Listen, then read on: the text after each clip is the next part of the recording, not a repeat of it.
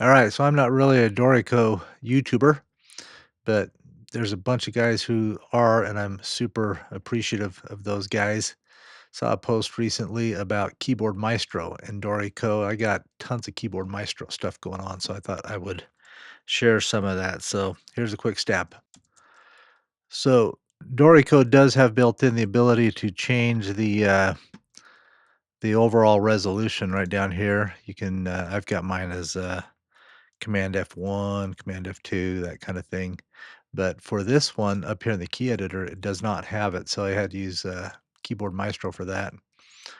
And you can increase it and decrease it, and all I'm doing is using Keyboard Maestro to just automate a bunch of keystrokes to make that happen. So there's one. Here's a good one. There's not a key command in Dorico to switch back and forth between played durations and notated durations. So I am using a key command. I've got Control Shift D. It actually goes and does a screen grab of that image right there. It does a toggle. So here's one that comes handy. Obviously, you can come to the menus and go to all these filters and different things. Select some stuff so that I've got that going. It's always felt cumbersome to me to come have to search for that filter thing. So I've got, what do I got? Alt Shift R, and it just pops it open. Um, and I've got like Alt Shift V to go see all my signposts. That's Keyboard Maestro, just going up and grabbing the menus, and it's easy to forget those. But I've got Control V that does a Keyboard Maestro pop up and shows me all the different um, options that I have for that, and I can click on any one of them and it triggers it. So that's a really nice thing there with Keyboard Maestro. Every now and you get this weird thing in Dorico where a key command you want, it's there as you're supposed to be able to configure it, and for some reason it doesn't work. So, for example, I want Alt Shift T to select the top note. That actually does work in Dorico.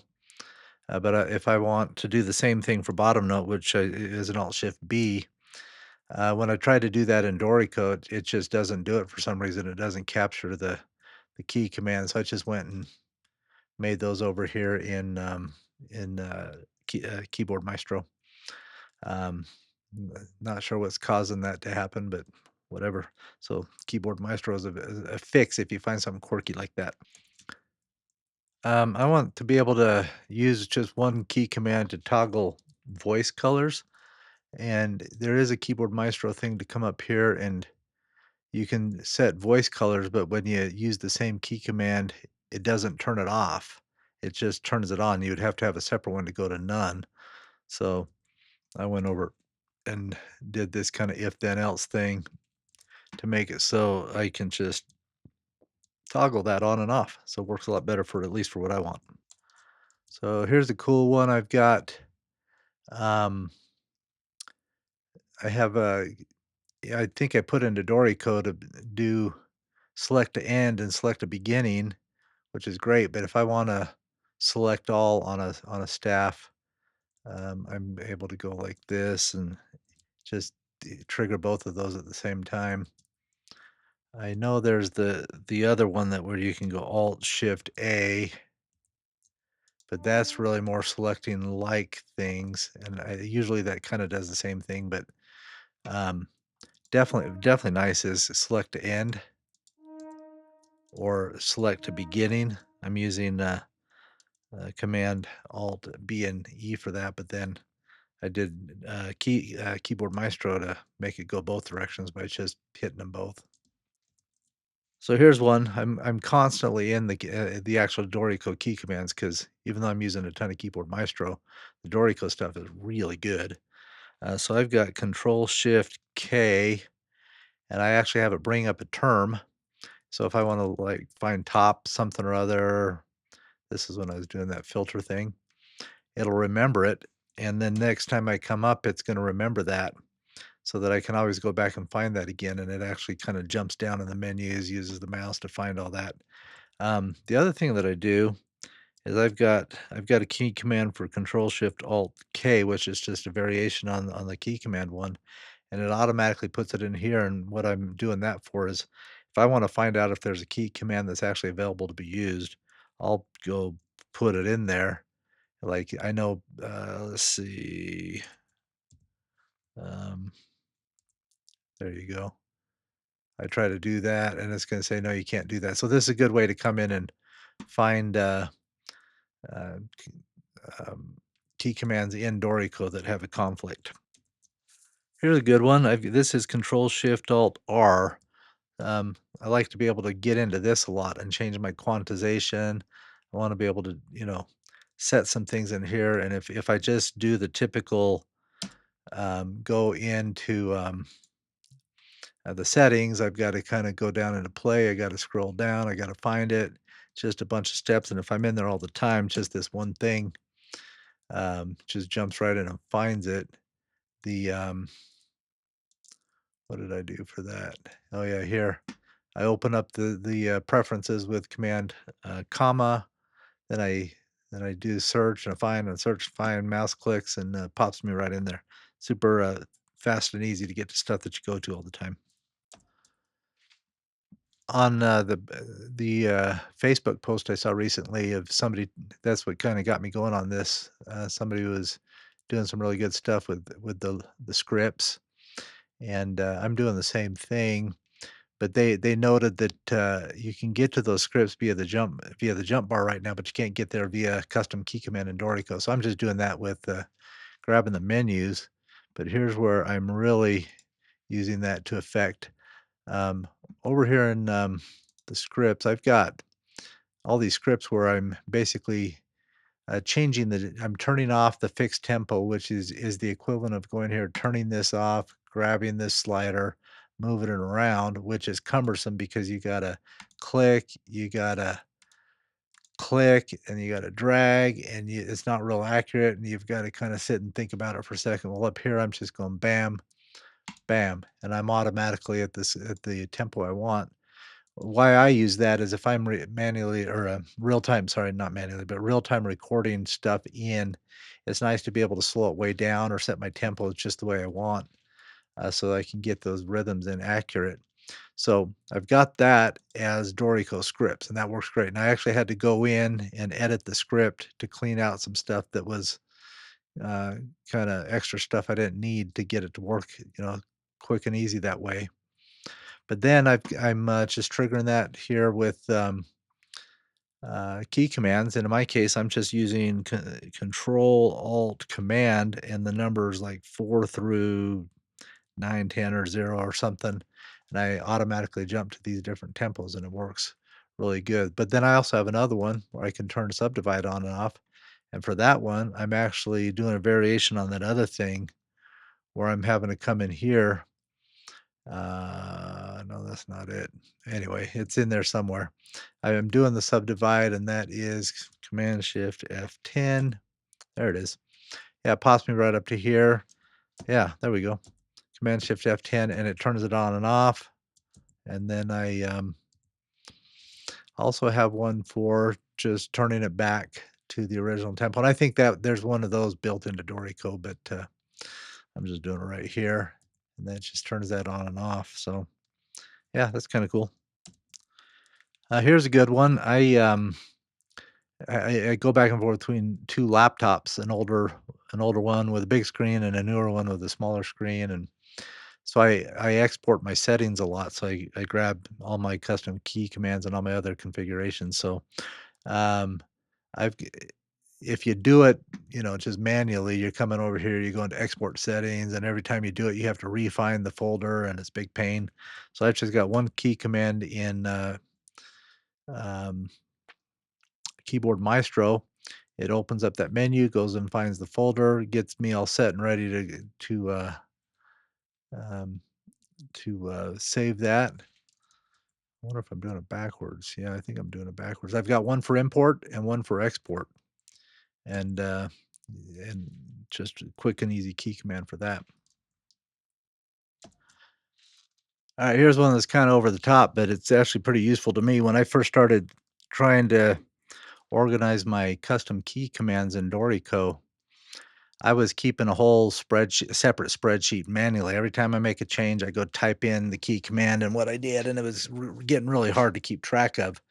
And then I realized that Dorico's key command configuration file does a really good job of showing what's been changed. And so if you open it up, there you go. If I open that up, you can actually sit there and see all the custom key commands that have been made. Anything that's not stock default, that's going to show up right there. So here's what I did to take that to the next step, because obviously you can read that, you can make sense of it, but I did use Keyboard Maestro to go through and parse through all this stuff. I pushed one button, F5 in this case, and I happen to be in BB Edit, but this could be in any text editor.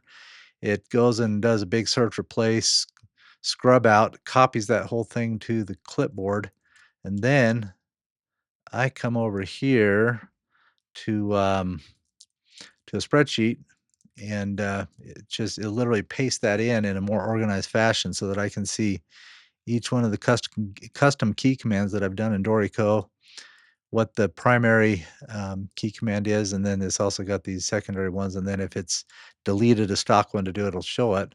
Then I wanted to be able to take that one more step and have that show the actual key modifier key symbols as opposed to the letter version of the modifier keys. So a little bit over the top on that one, but it actually really actually comes in handy for me to know, okay, here's all the stuff that I've actually changed in Dorico from the factory default. So pretty cool there.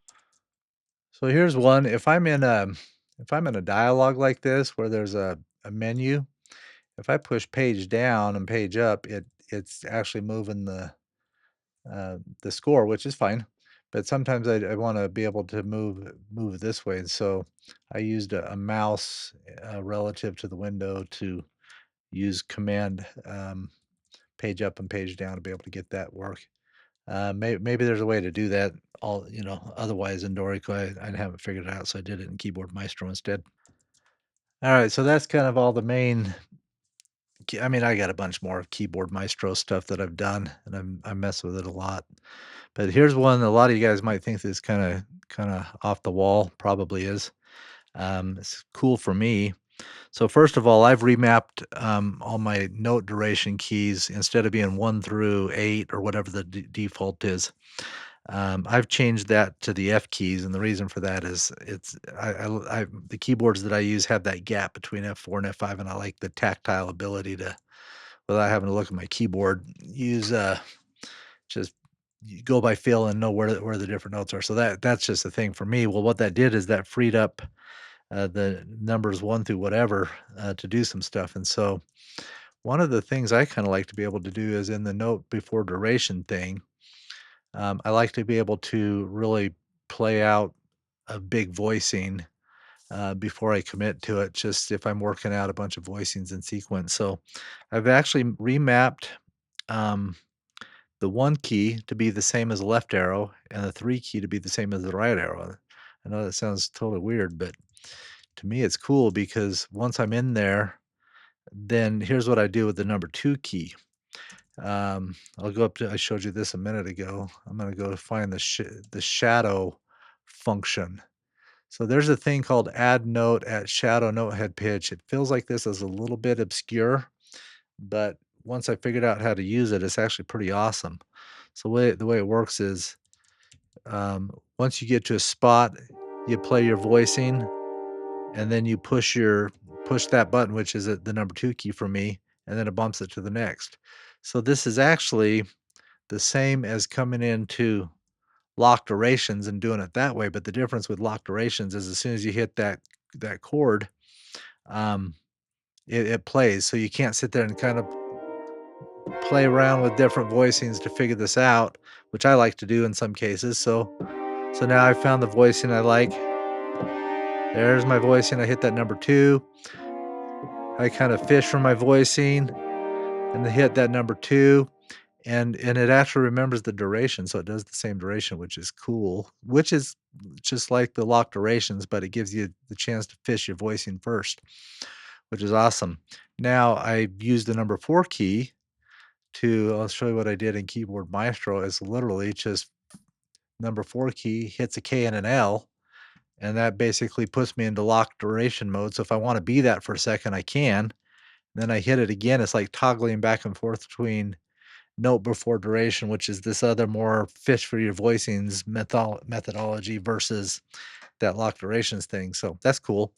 Now, sometimes I'm using, like, a grand staff to use both hands to get, a big voicing, and so like that. I mean, this is obviously not a grand staff, I'm out of range on there, but if I do that, I've also got my pedal is mapped so that I can use my pedal, and you'll notice in Keyboard Maestro, I can have a pedal trigger, and it'll be the same as just hitting that number 2 key that I had mapped for that purpose, and so that's a way to,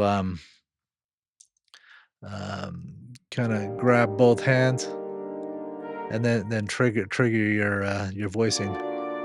Yeah, cool. So one thing about what I just did, I know that's like some people are gonna think I'm just whacked for doing that, but kinda cool to me. But you don't always want that pedal to do that, and you don't always want hitting the number 4 to go K and L. So I have another, uh, Keyboard Maestro macro group, that only responds in Dorico, and it literally just turns that other group on and off. And so I've got the key command, uh, Control Alt Command 2, which I correlate that to the 2 that I was using for the shadow thing.